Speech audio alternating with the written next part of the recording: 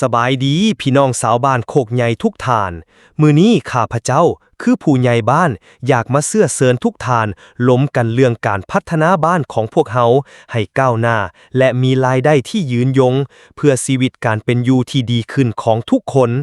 เฮามาเบิ่งกันว่าแผนพัฒนาของพวกเฮามีอย่างแดซึ่งแต่ละข้อล้วนแต่เป็นประโยชน์กับพวกเฮาทุกคน 1. สร้างรายได้ด้วยเครื่องจักรใหญ่ขุดดินเฮ็ดทางสร้างเวียกสร้างเงินลองคิดเบิ่งว่าถ้าบ้านเฮามีรถแท็กเตอร์รถแมคโครและรถขนดินเป็นของตนเองเฮาจะเฮ็ดหยังได้แด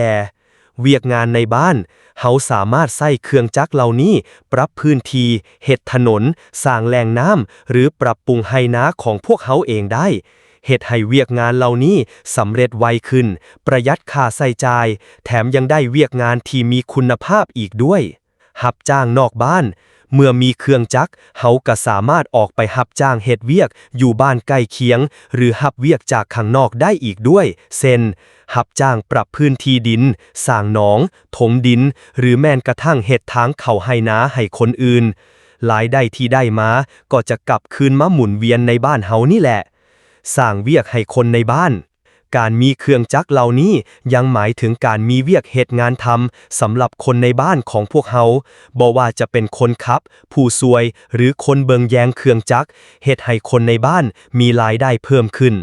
นี่คือการลงทุนที่คุ้มค่าเพราะเครื่องจักรเหล่านี้จะเฮ็ดเวียกสร้างรายได้ให้เฮาอย่างต่อเนื่อง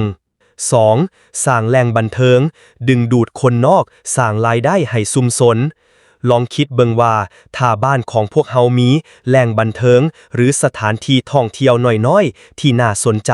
เฮาจะดึงดูดคนจากข้างนอกให้เขามาเยี่ยมชมได้แนวใดสร้างจุดเด่นเฮาอาจจะสร้างสวนยอมงามๆจัดมุมถ่ายรูปเก๋ๆมีร้านอาหารพื้นบ้านแซ่บๆหรือแม้กระทั่งมีกิจกรรมมวลๆเช่นตลาดนัดชุมชนน้อยๆที่ขายสินค้าพื้นเมืองของเฮาดึงดูดผู้คนเมื่อมีหยังน่าสนใจคนจากข้างนอกก็จะอยากเข้ามาเที่ยวชมมาพักผ่อนมาใช้จ่ายบ่ว่าจะเป็นค่าอาหารค่าของฝากหรือค่าบริการต่างๆเงินเหล่านี้ก็จะไหลเข้ามาในบ้านของเฮาโดยกงกระจายรายได้เมื่อมีนักท่องเที่ยวเข้ามาร้านค้าเล็กๆในบ้านก็จะขายดีขึ้นคนเฮ็ดอาหารก็มีรายได้เพิ่มขึ้นคนขายของทีละนึกก็มีรายได้เพิ่มขึ้นเป็นการกระจายรายได้ไปสู่คนในชุมชนอย่างทั่วถึงการสร้างแหล่งบันเทิงบ่แม่นแต่สร้างความม่วนซื่นแต่เป็นการสร้างโอกาสทางเศรษฐกิจให้กับบ้านของเฮา 3. สร้างธนาคารบ้านเงินหมุนเวียนในบ้านเฮาเพื่อการลงทุนและค้าขายสิ่งสำคัญที่สุดที่จะช่วยให้เศรษฐกิจของบ้านเฮาเข้มแข็งขึ้นคือการมีธนาคารบ้านเงินหมุนเวียนในบ้านธนาคารบ้านจะเป็นศูนย์กลางในการฝากเงินและถอนเงินของชาวบ้านเงินที่เฮาฝากก็จะยังอยู่ในบ้านบ่ได้ออกไปไสแหล่งเงินกู้ยืมเมื่อมีเงินฝากรวมกันเฮาก็สามารถนำเงินส่วนหนึ่งมาปล่อยให้กู้ยืมกับชาวบ้านที่ต้องการเงินทุนไปประกอบอาชีพลงทุนเฮ็ดไหนา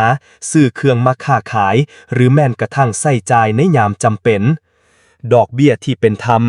เฮาสามารถกำหนดอัตราดอกเบี้ยที่เหมาะสมและเป็นธรรมซึ่งจะช่วยให้ชาวบ้านเข้าถึงแหล่งเงินทุนได้ง่ายขึ้นบ่ต้องไปกู้นอกระบบที่มีดอกเบี้ยสูง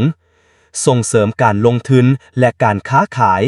เมื่อชาวบ้านมีเงินทุนก็จะสามารถขยายกิจการเพิ่มผลผลิตสร้างสรรค์สินค้าใหม่ๆเฮ็ดให้เกิดการค้าขายที่คึกคืนขึ้นในบ้านเศรษฐกิจของบ้านก็จะเติบโตขึ้นอย่างต่อเนื่องธนาคารบ้านเปรียบเหมือนหัวใจที่คอยสูบฉีดเลือดให้ไหลเวียนไปหล่อเลี้ยงส่วนต่างๆของร่างกายคือบ้านเฮ็ดให้เฮาเข้มแข็งและพึ่งพาตนเองได้หลายขึ้นพี่น้องทุกท่านแผนการพัฒนาทั้ง3ข้อนี้บ่แม่นเรื่องยากเกินความสามารถของพวกเฮาเลยถ้าเฮาทุกคนร่วมมือกันมีความตั้งใจและช่วยกันผลักดันข้าพเจ้าเชื่อมั่นว่าบ้านของพวกเฮาจะก้าวหน้ามีรายได้ที่มั่นคงและมีความสุขกันทั่วหน้าอย่างแน่นอนมีไผมีคำถามหรืออยากเสนอแนะอย่างเพิ่มเติมบ่เฮามาล้มกันได้เลย